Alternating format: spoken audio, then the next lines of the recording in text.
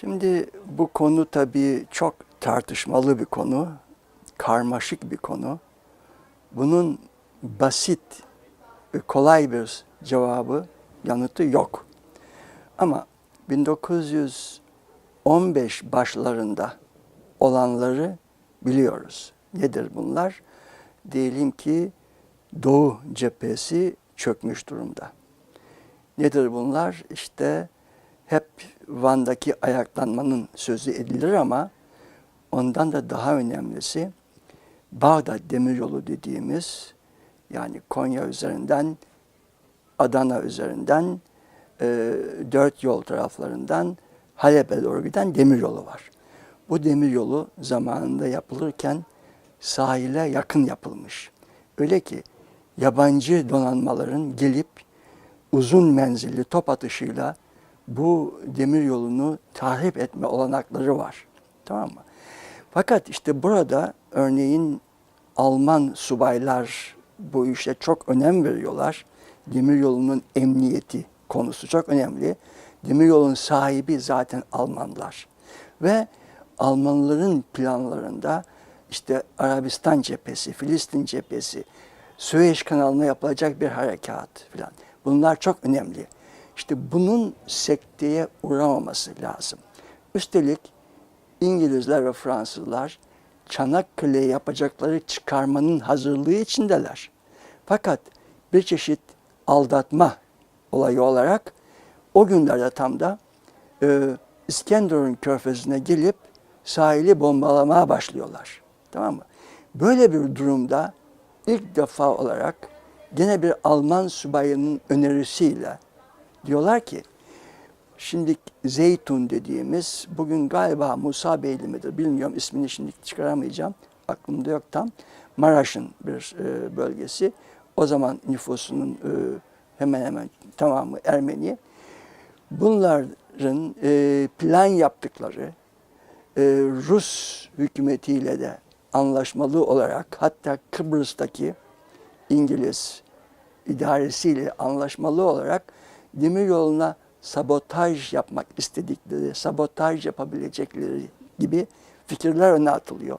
Ve bu insanların bir şekilde sürülmesi gerektiği fikri ortaya atılıyor. Hükümet de bunun üzerine peki bunları sürelim diyor ve ilk sürgünü yapıyorlar. Ve bu sürgün nereye biliyor musunuz? Suriye falan değil, Konya'ya, kuzeye doğru bir sürgün. Buradan neyi anlıyoruz? Yani böyle bir kapsamlı bir plan yok işin başında.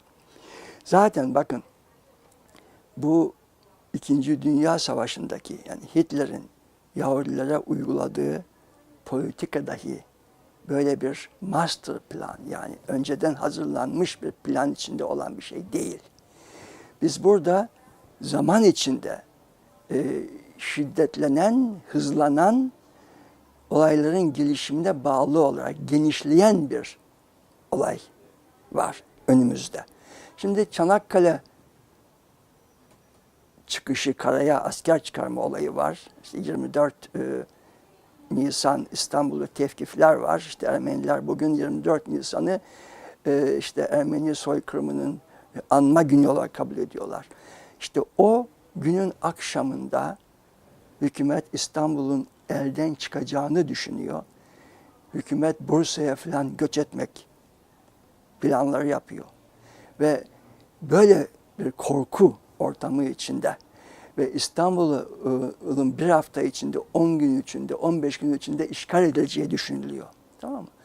Böyle bir atmosfer içinde önce bir önderlerin tevkifi yapılıyor. Fakat öyle bir şey ki bu önderler sonra hepsi kayboluyor, öldürülüyorlar. Yani aslında bunları tevkif edip bir yere götürmek, göndermek savaş sırasında bütün diğer ülkelerin de uyguladığı bir politikadır. Yani Osmanlı'nın da bunu düşünmüş olması gayet normaldir. Ama sonra nedense bunlar yok oluyor, kayboluyor bu insanlar. Doğudaki sınır bölgesindeki olaylar da önemli. Ordu yeniliyor, büyük mağlubiyet alıyor ama mağlubiyet almasının sebebi komuta hataları. Enver Paşa'nın büyük ordu yönetme tecrübesi yok Zaten bir genç bir subayken general oluyor. Ordu komutanı oluyor. Fakat bu orduyu yanlış emirlerle kış günü dağlara sürerek filan, yani ordunun dağılmasına sebep oluyor. Aslında Ruslar büyük bir panik içinde geri çekiliyorlar ve arkalarından Osmanlı ordusunun gelmediğini anlayınca şaşırıyorlar ve ondan sonra tutup karşı taarruza geçiyorlar. Böyle bir durum var. Öte yandan ama bu da bir gerçek. Daha savaş başlamadan Osmanlı parlamentosunda o güne dek İttihatçılarla beraber çalışmış olan mesela Pastırmacıyan dediğimiz Ermeni kökenli mebus Rus tarafına geçiyor.